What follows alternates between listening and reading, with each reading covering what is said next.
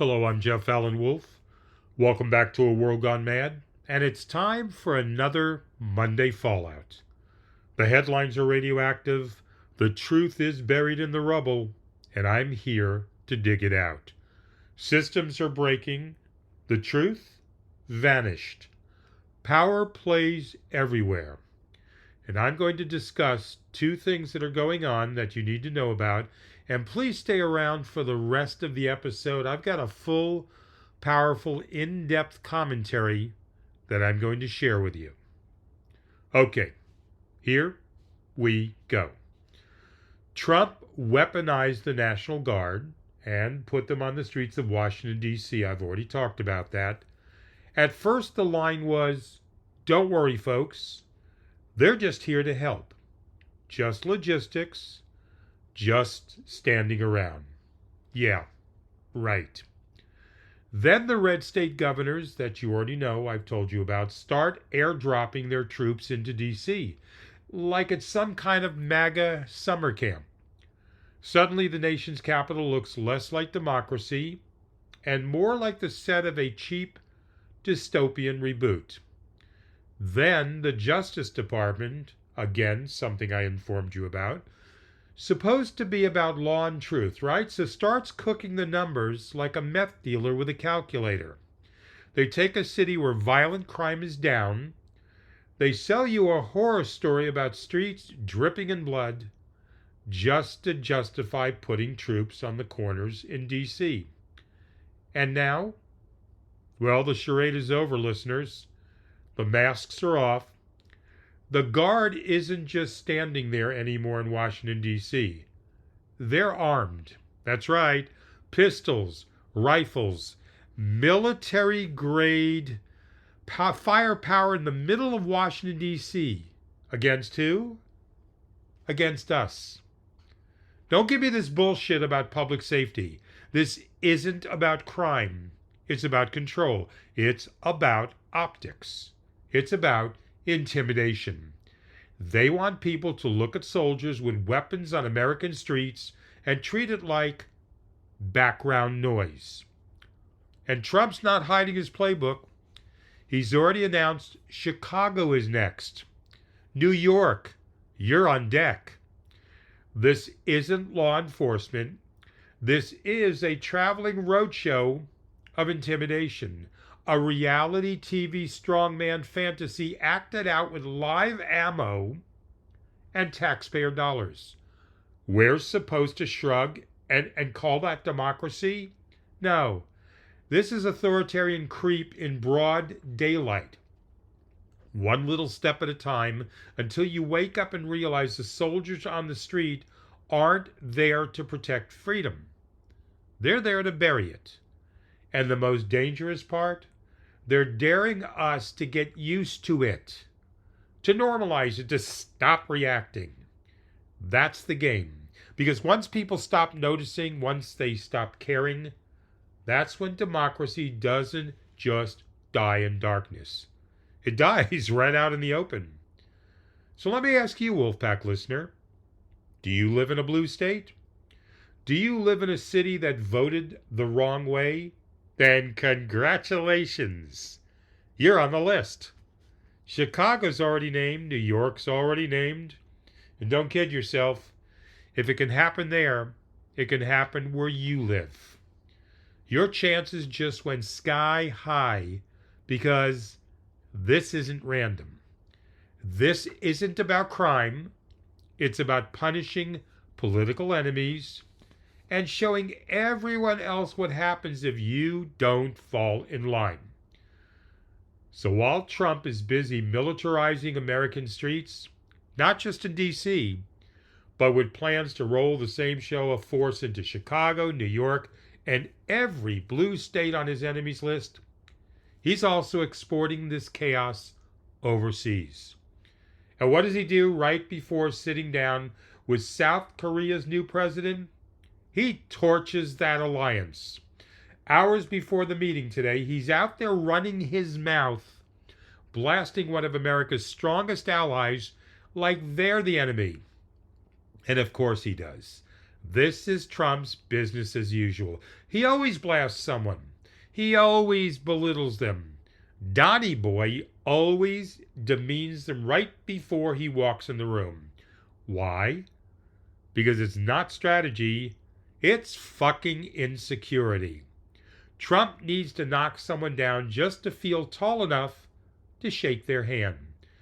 The meeting with South Korea's new president, Lee Jae-young, has now taken place. But let's be clear, the real headline isn't whatever was said behind closed doors. It's the clown show Trump staged on the way in. Now, hours before the summit, he trashed South Korea on social media, babbling about a purge and a revolution and hinting the U.S. might cut ties. That's not diplomacy. That's not leadership. That's a president setting the building on fire before walking through the front door. Now, South Korea has been one of America's most loyal allies for decades. They've shelled out billions for U.S. bases, defense systems, trade, tech, the whole damn package. They're literally parked on the front line of North Korea while Trump was busy swooning over Kim Jong-un's beautiful love letters, and yet he paints them as freeloaders, like they're sneaking into America's fridge at night and stealing leftovers. No, Donald. They're the ones keeping the lights on while you're playing footsie with dictators. And what did Trump really want out of this summit? Not policy, not partnership, not stability in Asia. Donald wanted a photo op, a clip for the campaign reel, a chance to say, look at me, I made them pay. That's it. That's the depth of Donnie Boy's strategy.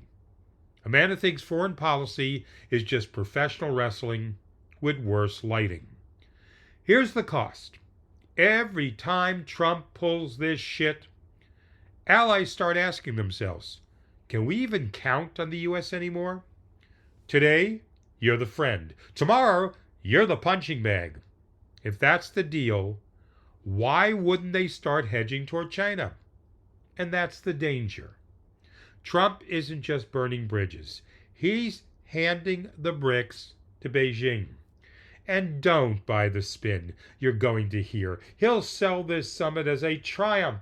He'll claim he stood tall. He made South Korea blink. Trump dominated the room. But let's strip it down, everyone. And what you actually saw was another hollow performance.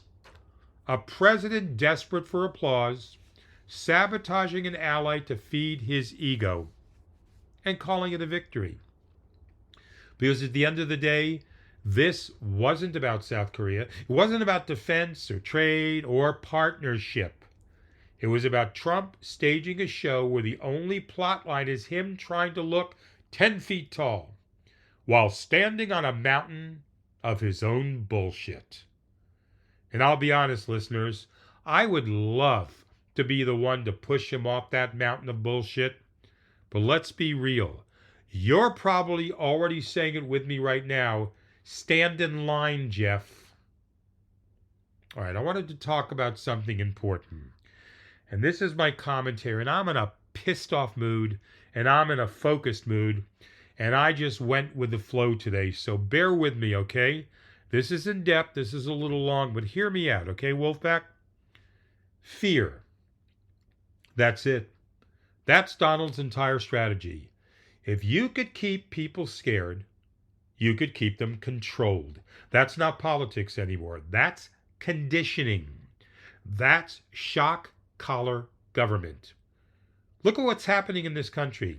They scream about crime like it's Armageddon on every corner. They take one carjacking, one smash and grab, one viral clip, and they pump it through the system like it's oxygen. Never mind that violent crime numbers in places like DC and New York are flat or even dropping. Facts don't sell. Fear sells. Fear gets eyeballs. Fear gets votes. And most important, fear gets compliance. You terrify people enough, they'll beg for troops on their streets, for checkpoints in their neighborhoods, for cops with military gear looking at them like suspects. Fear makes people volunteer for their own handcuffs. Then there's immigration. Always the border, always the invasion, always the caravans of dangerous, faceless others, supposedly charging towards us like extras in some apocalyptic video game. They never tell you the truth. That most of these people are families, asylum seekers, laborers who will end up cooking your food, fixing your roofs, cleaning your hospitals. No, they sell it as a tidal wave of crime and drugs because fear of the other is the oldest trick in the damn book. It's divide, it's distract, it's demonize. And while you're looking at the border with your knees knocking, you're not looking at the corporations that thrive on undocumented labor or the politicians who depend on the chaos. Fear drowns all that out. And when it's not crime or immigrants, it's foreign enemies. China, Russia, Iran. Who's ever convenient this week, they'll tell you every problem is caused by some shadowy enemy thousands of miles away. Gas prices go up, blame China. Election goes wrong, Russia. Unemployment, the immigrants again. It's always someone out there, listeners. Some looming threat, because as long as they can make you feel surrounded, you'll never notice the rot right here at home. And here's the ugly truth. Fear works. It's brutal. It's corrosive, but it works. People surrender their rights when they're scared. They cheer when liberties get shredded. They swallow surveillance, censorship, militarization. Not because they want it, because they've been convinced they'll die without it. And once you buy into fear, you don't just give up power. You become dependent on the leash. You start believing the leash is the only thing that's keeping you alive. That is how democracy gets hollowed out. Not in one dramatic explosion, but in a slow suffocation under a blanket of fear. Look at where we are right now, okay? The National Guard is in Washington, D.C., carrying weapons. Governors are shipping more troops into the Capitol like it's their private sandbox. The Justice Department cooks the crime stats to make it look worse, just to justify the show.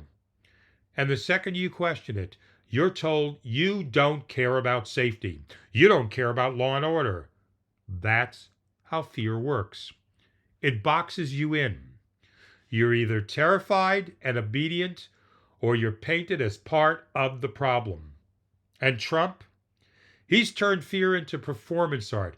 Crime, immigration, allies, enemies, it doesn't matter. He'll sell you the nightmare.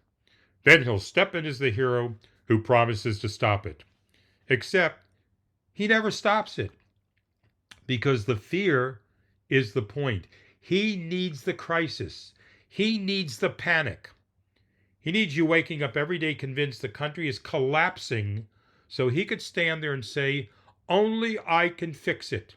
Fear is his currency. Fear is his campaign slogan. Fear is Trump's brand. And let's not kid ourselves. This doesn't just rattle America. The rest of the world sees it too. Allies look at this country and wonder if we've lost our mind. They see us militarizing our capital, demonizing immigrants, trashing partners like South Korea before a summit, and they wonder if America is a stable partner or some rabid dog off its leash. And adversaries, they love it. They don't have to lift a finger. Every time Trump or his cronies crank up the fear machine, America tears itself apart from the inside. That's the gift. That's the export. Chaos packaged as patriotism. So here we are. Fear's the weapon. Fear is the leash. Fear is the product. And the worst part? Trump and MAGA are not even subtle about it anymore. They don't care if you see it. Because they know fear doesn't have to be rational. It doesn't have to be real. It just has to be constant. And as long as they can keep you looking over your shoulder, they can do whatever they want with your future. This isn't safety. This isn't security. This is controlled by terror. One headline at a time. You've got thoughts, Wolfpack? I know you do. So stop yelling in Facebook groups and send your thoughts to me. Call anytime, 833-399-9653, toll free, or you could email me. Now, over the past year and a half, listeners, some of you told me all the old emails I had were too complicated. So I took care of that. So yes, here's another, don't shoot the messenger, here's another new email. But hopefully this one's easier for you. Now it's time for you, the listeners, the Wolf Pack, to talk. So here's the new email, Wolf Pack Talks. How simple can that be? WOLFPACKTALKS@gmail.com. Wolfpacktalks@gmail. Don't just listen. Be part of it. Also, please leave a review on Apple or Spotify. It's the only way this podcast gets noticed. I show up every day to call up the people in the news for what they are. No dressing it up, no watering it down, no filter. This has been A World Gone Mad, Monday's Fallout Edition. I'm Jeff Allen Wolf. I'll be back Wednesday because someone has to say the shit that no one else will. And apparently, that job's mine. Until then, Wolfpack listeners, stay skeptical, stay focused, and most of all, stay hopeful.